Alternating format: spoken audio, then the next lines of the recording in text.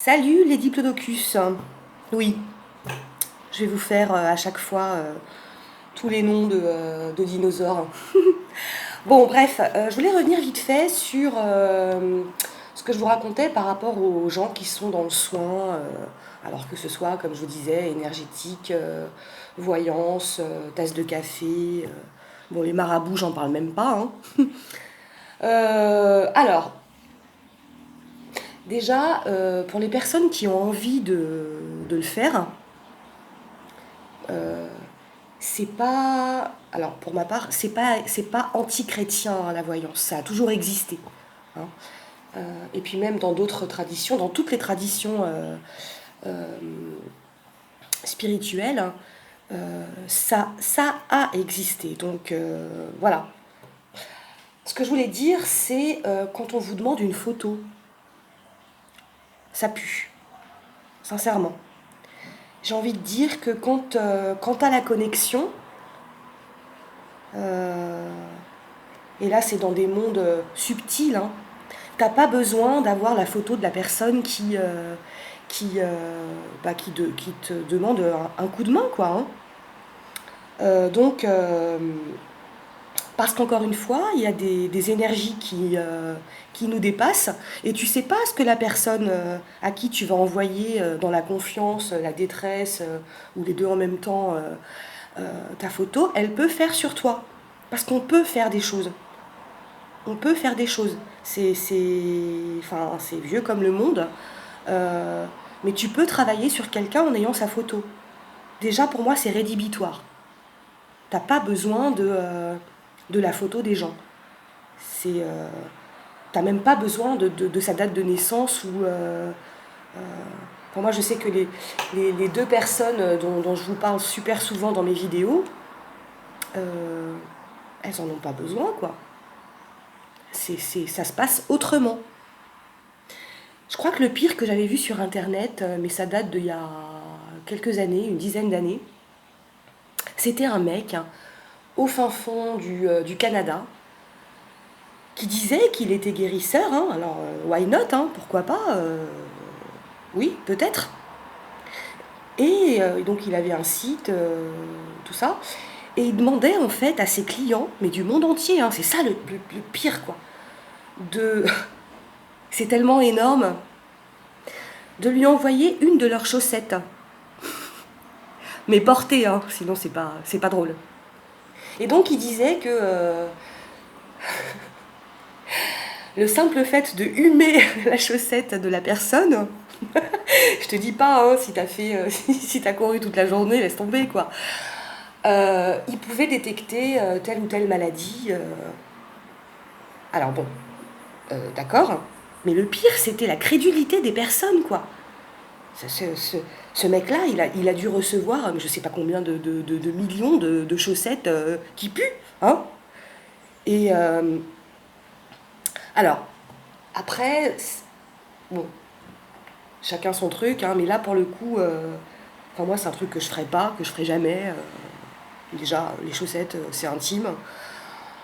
Et puis, non, quoi, enfin, bon. Après, bon, voilà. Enfin, ce que tu comprends aussi quand tu évolues dans ce monde-là, c'est que c'est pas pour rien, hein, s'il y a des gens. Dieu, il sait très très bien ce qu'il fait, en fait, hein. Euh, donc, c'est pas pour rien qu'il y a des personnes comme ça qui font ce genre de trucs, comme ce mec en question, ou d'autres qui réclament des photos. Et en plus, attends, c'est des photos en pied, quoi. Attends. Enfin, moi, c'est un truc qui m'échappe. Si t'es vraiment connecté, t'as besoin de rien. T'as pas besoin de photos, t'as pas besoin de date de naissance, t'as pas besoin de chaussettes, t'as pas besoin d'analyse d'urine. Enfin, je dis n'importe quoi, mais bon. Alors, je voulais vous raconter une autre anecdote rigolote, hein, de mon parcours, parce que ma vie, ça a été que ça, en fait, hein. Ça a été un chemin. Encore une fois, avant de rencontrer Dieu, je me suis lancée, enfin, j'ai serpenté comme ça, dans plein de domaines, hein, euh, spirituels. Alors, bah, dans ma prime jeunesse, enfin, euh, Je partais en vacances avec mon copain de l'époque dans un camping pas très loin de Fort-Calquier. Bon, bref, un super camping d'ailleurs, mais naturiste. Oui, bah écoutez, hein, des conneries, on en fait tous. Bon, enfin je dis conneries, chacun son truc. Hein, bref, c'est pas le débat. Et dans ce camping, t'avais plein de trucs à faire, quoi. Il y avait plein d'activités. Euh, Danse africaine, body painting, bon, massage américain. Euh, il y avait plein de trucs. Hein. Bon, à côté de ça, tu avais des ateliers poterie. Euh, il y avait plein de trucs. Ce camping, il était tenu par des gens, mais adorables, hein, adorables, qui avaient été des grands maroquiniers parisiens dans leurs années de jeunesse, et qui avaient tout plaqué pour ouvrir, pour retaper un mât, hein, euh, et retaper un mât et en faire un camping, voilà. Pourquoi pas? J'ai vécu des rencontres géniales, mais c'est un truc qu'aujourd'hui je referai pas.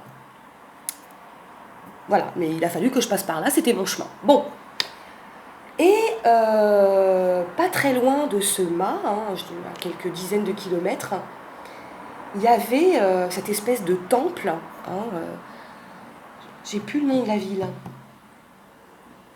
Je sais pas si c'est Manosque ou je sais plus. Bref, d'un type bien barré qui voyait des lémuriens partout. Je sais pas si vous vous souvenez de ce mec. Bon, clairement, c'était une secte, hein, voilà. Mais un temple. Bon, déjà, le type, il avait un ego surdimensionné pour le coup, parce qu'il y avait une statue gigantesque de lui au centre hein, du temple. Bon, évidemment, j'y suis allée. Parce que moi, je cherchais des réponses, je voulais trouver la paix de l'esprit, la paix du cœur. Et puis bon, je ne l'ai pas trouvé avant ma rencontre avec Père. Bref. Et donc, je suis allée visiter, parce qu'il y avait des jours où c'était journée porte ouverte, hein, tu sais, comme les lycées, les facs, bref, les écoles. Et puis j'y suis allée, et là j'ai vu des gens, mais complètement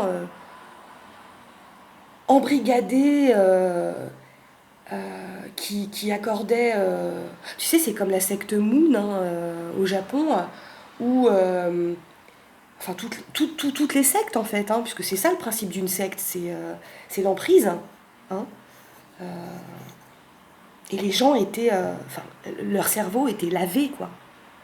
Complètement lavé avec ce type qui pourchassait les lémuriens bah, qui habitaient peut-être que sa tête, j'en sais rien, je sais pas.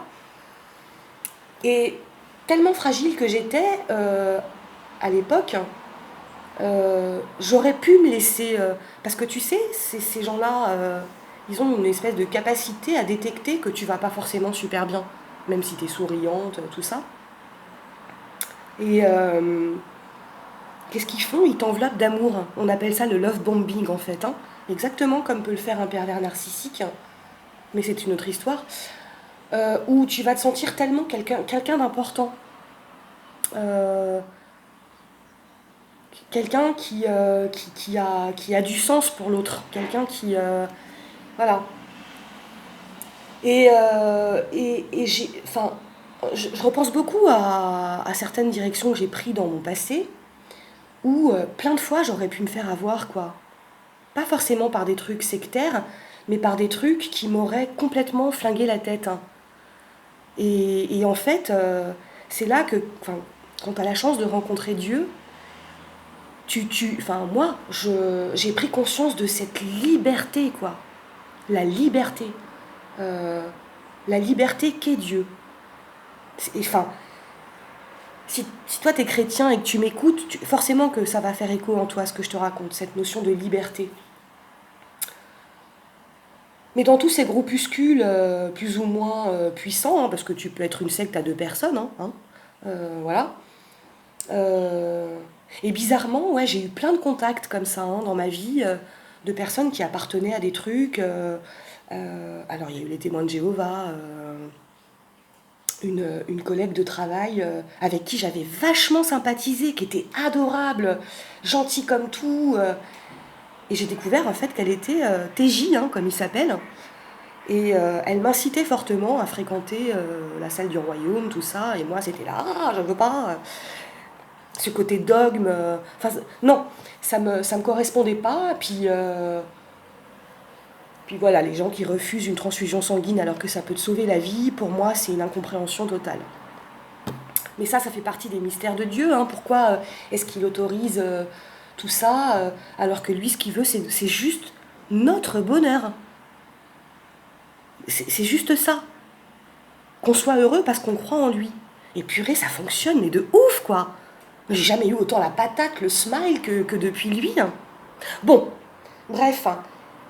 Alors, il y a eu les témoins de Jéhovah, il y a eu la scientologie aussi. Hein. J'ai été mise en contact, parce que c'est pas écrit sur le front des personnes, hein, qu'elles sont scientologues ou... voilà. Tu sais, ce questionnaire, hein, je sais pas si tu as vécu à Paris, tu as sûrement vécu ça à la sortie du RER ou de la station de métro. Tu as des gens qui te balancent comme ça des flyers où tu as, je sais plus, une soixantaine de questions, mais c'est hyper ciblé. Le truc, il est hyper bien réfléchi, mûri.